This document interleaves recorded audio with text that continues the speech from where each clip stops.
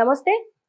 CM Jagan సిద్ధం సిద్ధం అంటూ లిస్టుల మీద లిస్టులు విడుదల చేస్తుంటే, ఇటుపక్క మాత్రం జనసేన, టీడీపీ మాత్రం మొదటి లిస్ట్ విడుదల చేసింది. అందులో పవన్ కళ్యాణ్ అంటే జనసేనకి 24 సీట్లు కేటాయించింది అని చెప్పేసి వార్తలొస్తున్నాయి. మరి దీని అంతటిని మనం ఎలా చూడొచ్చు అనేది మనకు వివరించడానికి సీనియర్ జర్నలిస్ట్ జగదేవ్ గారు ఉన్నారు. ఆయన అడిగి తెలుసుకుందాం. నమస్తే సార్. నమస్తే. సార్, ఇప్పుడు తొలి లిస్ట్ టీడీపీ, జనసేన విడుదల చేసింది. అంటే ఆల్రెడీ వైసీపీ లిస్ట్ మీద లిస్ట్ వదులుతూనే ఉంది. అంటే ఫస్ట్ లిస్ట్ ఇప్పుడు విడుదలైంది. మరి ఎలా ఎలా చూడొచ్చు అంటారు? టీడీపీ జనసేన కూటమిలో మొదటి నుంచి కూడా మల్లగుల్లాలు పడుతున్నారు. సమన్వయ కమిటీలు ఎలా ఇస్తే బాగుంటుంది అనే దాని మీద కూడా రకరకాల చర్చలు జరిగాయి. ఈరోజు అది చంద్రబాబు గారు కూడా ఆ ప్రెస్ మీట్లో అదే చెప్పారు. ఇద్దరు ఉమ్మడిగానే ఇచ్చిన ప్రెస్ మీట్ కదా అది. సుమారుగా 1,60,00,000 మంది వరకు కూడా కార్యకర్తల్ని, ఓటర్లని, అభిమానుల్ని అందరినీ, ముఖ్యంగా యువతకి ఎక్కువగా ప్రాధాన్యత ఇస్తూ ఒక రకమైన సర్వే చేశారంట. సర్వే చేసినప్పుడు ఏం చేశారు, ఒకవైపు వైసీపీ సిద్ధం లాంటి కొన్ని సభలు పెడుతూ టికెట్స్ రిలీజ్ చేస్తుంది. ఎప్పటి నుంచో వైనాట్ 175 నినాదం తీసుకున్నప్పటి నుంచి కూడా ఇక్కడ వీళ్ళకి ఇవ్వరు, అక్కడ వాళ్ళకి ఇస్తారు, ఇక్కడ వీళ్ళకి టికెట్ కన్ఫర్మ్ అయింది, ఇలాంటి వార్తలు వస్తున్నాయి. కానీ పూర్తి స్థాయిలో కన్ఫర్మ్ లిస్ట్ అయితే డిక్లేర్ చేయలేదు ఎక్కడ కూడా.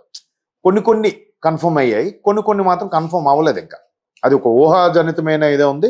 మేబీ ఇప్పుడు టీడీపీ జనసేన రిలీజ్ చేసింది కాబట్టి చేయొచ్చు వైసీపీ. అయితే ఇప్పుడు టీడీపీ జనసేన ముందు చంద్రబాబు గారు అరెస్టుకు ముందు కూడా యువగలం పాదయాత్ర ఇవన్నీ స్టార్ట్ అయినప్పుడు కూడా మ్యాక్సిమం ఎలా ఉండేది, వాళ్ళ ఆలోచన విధానం కూడా ఎలా ఉండేదంటే, 1983లో ప్రభుత్వం వచ్చినప్పుడు, టీడీపీ 82లో స్థాపించబడి 83లో ప్రభుత్వం వచ్చినప్పుడు అప్పుడు అందరూ యువనేతలే. అంటే చంద్రబాబు గారు కానీ, సోకాల్డ్ ఇప్పుడు మాజీ ముఖ్యమంత్రి కేసీఆర్ గారు కానీ, ఇలాంటి వ్యక్తులందరూ కూడా యంగ్ జనరేషన్. ఆ తర్వాత వచ్చారనుకున్నారు అందరూ. అప్పటికి వాళ్ళు యువత ఇన్ ద సెన్స్ మరీ కుర్రోళ్ళని కాదు, మ్యాక్సిమం ఒక 25 నుంచి 40 మధ్యలో ఉండేవాళ్ళే. సో ఆ మిడిల్ ఏజ్లో ఉన్న వాళ్ళు ఎలా ఉంటుందంటే, ఒకవైపు దూకుడు కొద్దిగా ఉంటుంది, అలాగని మరీ దూకుడు లేకుండా కొంతగా పెద్దవాళ్ళ తరహాలో ఆలోచించే విధానం కూడా ఉంటుంది కదా. అందుకని ఏం చేశారంటే, అప్పుడు మంచి పార్టీగా చాలామందికి కొత్తగా ఎమ్మెల్యేగా అయిన వాళ్ళను కూడా మంత్రులు అయ్యే పరిస్థితి వచ్చింది ఎన్టీఆర్ గారి హయాంలో. ఆయన చాలా బాగా ఆడవాళ్ళకి కూడా ప్రాధాన్యత ఇవ్వడం లాంటివి జరిగాయి. సో ఇప్పుడు టీడీపీలో ఎలా ఉందంటే, ఆ సీనియర్స్ అందరూ ఉన్నారు ఆల్మోస్ట్ ఆల్. కొంతమంది చనిపోయారు కానీ సరే ఇప్పుడు సీనియర్స్ ఉన్నారు, యువరక్తం లేదు, ఏం చేయాలి? సో యువగలం పాదయాత్రలో చెప్పిన కాన్సెప్టే అది. యువగలం మ్యాక్సిమం యువతలను ఎక్కువ కలుపుకుపోవాలి, యువతకే ఈసారి ఎక్కువ వచ్చే అవకాశం ఇచ్చేగా ఉంది అని చెప్పే ప్రయత్నం చేస్తూనే, అది ప్రూవ్ చేయడానికే టీడీపీ జనసేన కూటమి యువగలానికి ఎక్కువ ప్రాధాన్యత ఇచ్చింది. దానికి నిదర్శనం ఈరోజు లిస్టు చూస్తే 94 టీడీపీ డిక్లేర్ చేసింది, 24 జనసేన. టీడీపీ డిక్లేర్ చేసిన 94లో కూడా ఆల్మోస్ట్ 24 మంది కొత్తవారే. అంటే ఇంతవరకు ఎక్కడ వాళ్ళు పోటీ చేయలేదు. ఒకవేళ వాళ్ళు గెలుస్తారు, మొట్టమొదటిసారి అసెంబ్లీలోకి అడుగు పెట్టబోయే వ్యక్తులు వీళ్ళంతా. దాంట్లో చాలామంది ఉన్నారు.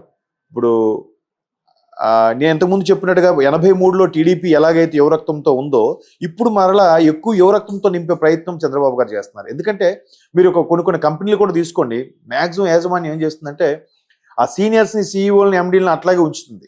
కొత్తగా వచ్చే వాళ్ళని ఐఎస్బి నుంచి కానీ, లేదా అబ్రాడ్లో కొన్ని ఫేమస్ యూనివర్సిటీ చదువు నుంచి వచ్చిన వాళ్ళని, బిజినెస్ మేనేజ్మెంట్ చేసే వాళ్ళని రిక్రూట్ చేస్తారు. హార్డ్లీ వాళ్ళు 25-30 మధ్యలో ఉంటారు. వాళ్ళని వీళ్ళని అనుసంధానం చేసి వర్క్ చేయమంటుంది. నా టార్గెట్ మార్కెట్ పెంచాలి, బిజినెస్ పెరగాలి. అంటే వీళ్ళు ఎందుకు ఉండాలి? కొన్నిసార్లు దూకుడుగా వాళ్ళ నిర్ణయాలు తీసుకుంటే వాళ్ళని ఆనకట్ట వేయాలి, వాళ్ళకి అడ్డుకట్ట వేయాలి. సో వీళ్ళ అనుభవంతో వీళ్ళు చెప్పాలి. దీనికి లేదు, అన్నిటికీ మెల్లగా తావేలు నత్తనడకలా నడుస్తూ ఉంటే కుదరదు. కొన్ని దగ్గర అగ్రెసివ్ నిర్ణయాలు ఉంటాయి. సో అలాగా మిక్స్ అయ్యేలాగా ప్లాన్ చేశారు. సీనియర్లందరినీ కూడా మ్యాక్సిమం పక్కన పెట్టి వాళ్ళ నెక్స్ట్ జనరేషన్కి ఈ 24 మందిలో అవకాశం ఇచ్చారు. అంటే నా దృష్టిలో నెక్స్ట్ జనరేషన్ అంటే అసలు మరీ యువకులని కాదు, ఇప్పటివరకు ఒకసారి కూడా ఆ అసెంబ్లీలో అడుగు పెట్టని వాళ్ళు, ఎక్కడ పోటీ చేయని వాళ్ళని. సో దానికి బెస్ట్ ఎగ్జాంపుల్ ఎర్రనాయుడు గారు అల్లుడు, తర్వాత తుని దగ్గర నుంచి యనమల రామకృష్ణ గారు అమ్మాయికి ఇచ్చారు. తర్వాత కడప డిస్ట్రిక్ట్లో కూడా ఎవరో ఆవిడ మాధవి రెడ్డి ఎవరో ఆవిడకి ఇచ్చారు. వీళ్ళందరూ యంగ్ అండి. అంటే ఇంతవరకు కూడా ఎప్పుడు పోటీ చేయని వాళ్ళకు నెక్స్ట్ ఇప్పుడు టీడీపీలో ఆల్రెడీ సీనియర్లుగా ఉన్న లీడర్ల తాలూకా నెక్స్ట్ జనరేషన్స్కి ఇచ్చారు. అది కొడుక, కూతురా, మేనల్లుడా, మేనకోడల, ఎవరైతే దగ్గర బంధువా అనే విషయం కాకుండా, అది కూడా ఎలా అంటే ఏదైతే చంద్రబాబు గారు ముందు కూడా చెప్తూ వచ్చారు, కుటుంబంకి ఒక్కరికే అని చెప్పారు కదా. కుటుంబానికి ఒక్కరే అనేసరికి కొంత ముందే ప్రిపేర్ అవుతారు. సర్లే మా అబ్బాయికని ఇచ్చారు, మేము సైడ్గా ఉంటాం. ఇప్పుడు రేపొద్దున వాళ్ళ అబ్బాయిని గెలిపించుకునే బాధ్యత ఆ సీనియర్ నాయకుడిదే అవుతుంది, లేదా అమ్మాయిని గెలిపించుకునే బాధ్యత ఇంతకు ముందున్న సీనియర్ నాయకుడిదే అవుతుంది. వాళ్ళ వెనక వాళ్ళు కూడా ఉండి ఇట్లా ఉండాలి, ఇలా క్యాన్వాసింగ్ చేయాలని సపోర్ట్గా చెప్తారు కదా.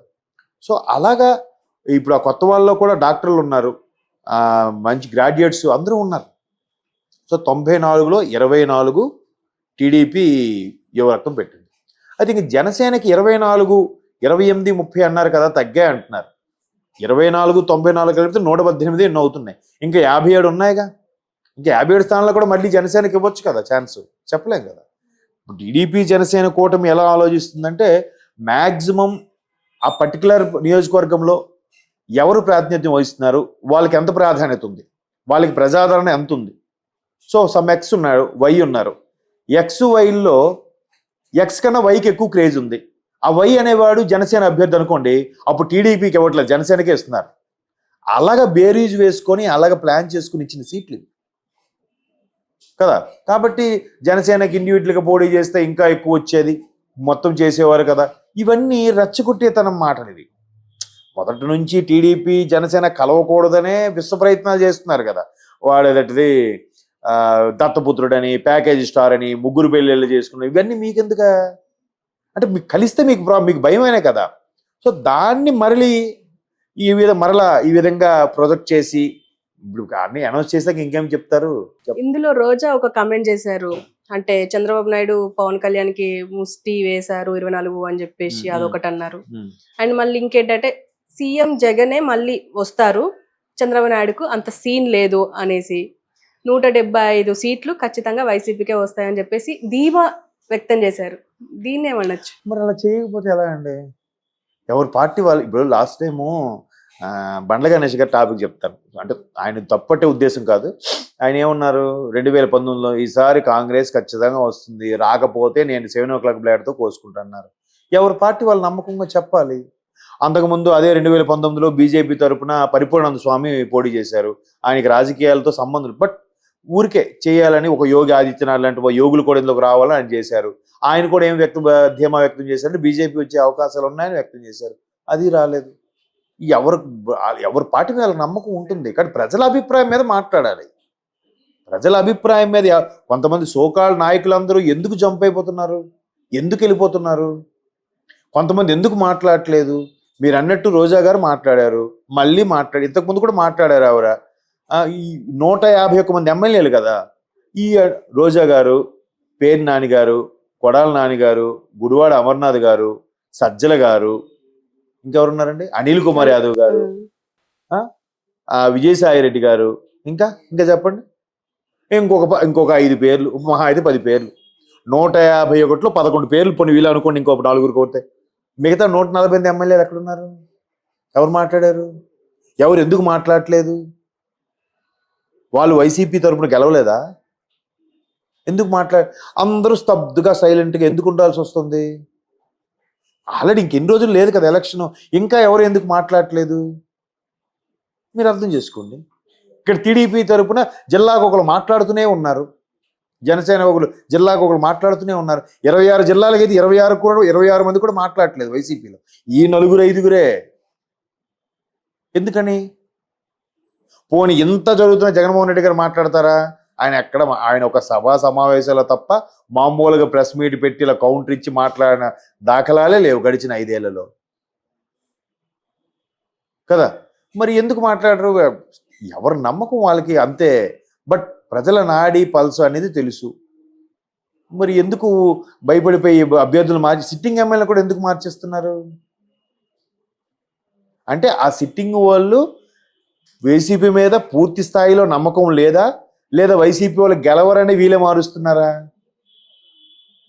అంటే ఒకవేళ ఓడిపోయినా లేదు మనం గెలవని తెలుసు, అందుకే ఇట్లా మార్చాము, బయటికి చెప్పడానికి మాత్రం లేదు మార్చడం వల్ల పోయింది, లేదు మార్చకపోతే గెలిచేవాళ్ళని అప్పుడు చెప్తారేమో కవర్ చేసి. ఎటైనా రెండు వైపులా పదునైన కత్తి రాజకీయాలంటే. కాబట్టి రోజా గారు అలా కాన్ఫిడెన్స్గా ఎవరి పార్టీ గురించి అలా కాన్ఫిడెన్స్గా మాట్లాడడం తప్పులేదు. ఇక్కడ కూడా జనసేనకి టీడీపీకి ఎలా ఇచ్చారంటే ఓటు పర్సంటేజ్ బట్టి ఇచ్చారు. ఇంకా కొన్ని డిక్లేర్ చేయాల్సి ఉంది. ఎందుకు చేయలేదంటే మరోవైపు బీజేపీ కూడా పొత్తులో భాగం అవుతోందని చెప్తున్నారు. ఎంత ఓపెన్గా లిస్ట్ డిక్లేర్డ్ అని వైసీపీ వాళ్ళు ఇచ్చారండి? ఇవ్వలేదు కదా. అక్కడ ఆయన అనుకుంటున్నారు, ఇక్కడ ఈయన అనుకుంటున్నారు. ఆ జిల్లా నుంచి ఈ జిల్లాకు వచ్చారు, ఈయన ఎంపీగా ఎమ్మెల్యేగా వెళ్ళబోతున్నాడు, ఎమ్మెల్యే అభ్యర్థి ఎంపీగా పోటీ చేయబోతున్నాడు, ఎమ్మెల్సీ అనే వ్యక్తి ఎంపీ ఇస్తున్నారు ఈసారి. ఇవే మాటలు వస్తున్నాయి, ఇవే వినిపిస్తున్నాయి. పబ్లిక్గా జగన్మోహన్ రెడ్డి గారు ఇగో ఇది లిస్టు అని ఇచ్చారా? ఎందుకు ఇవ్వలేకపోతున్నారు? ఇంకది వాళ్ళ విజ్ఞతకే వదిలేయాలి. కాబట్టి రకరకాలుగా వస్తున్నాయి. ఇప్పుడు ఇందులో కూడా కొన్ని అపోహలు అపార్థాలు ఉంటాయి. ఇప్పుడు టీడీపీ ఉంది, ఎప్పటి నుంచో ఉన్న, ఇప్పుడు 24 కొత్త వాళ్ళకి ఇచ్చారని చెప్పారు కదా, ఆ 24 స్థానాల్లో ఎప్పటి నుంచో పార్టీ కోసం పనిచేసే వాళ్ళు కూడా ఉంటారు కదా, వాళ్ళు కొంతమంది డిసప్పాయింట్ అవుతారు కదా, వాళ్ళు రెబల్స్గా మారే అవకాశం కూడా ఉంది కదా. ఆల్రెడీ కొన్ని వార్తలు వస్తున్నాయి ఇప్పుడు కూడా. అవును, బాధ తట్టుకోలేక గుండె. కొంతమంది ఆ పార్థసారథి గారికి ఇస్తా అనుకున్నారు, యంగ్ గా అమ్మాయికి ఇచ్చారు అన్నట్టుగా కార్యకర్తలే డిసప్పాయింటెడ్ రెబల్ అవుతున్నారు. అది నాయకుడు అనేవాడు 100% ఎవరిని సాటిస్ఫై చేయలేడు. క్లియర్ అంతే కదా. ఒక తండ్రి నలుగురు పిల్లల్ని నలుగురికి ఒకేలాగా చదివించలేడు, చేయలేడు. అలాంటిది ఎంతమంది నాయకుల్ని ఎక్కడ సాటిస్ఫై చేయగలడు, ఎంతమంది ఓటర్లని వాళ్ళ అభిరుచికి తగ్గట్టుగా ఎలా చేయగలడు? టైం పడుతుంది. కాకపోతే ఆ రెబల్స్ని బుజ్జగించే ప్రయత్నం చేయాలి, బయటికి వెళ్ళిపోకుండా చూడాలి. అంతే. Okay sir, thank you.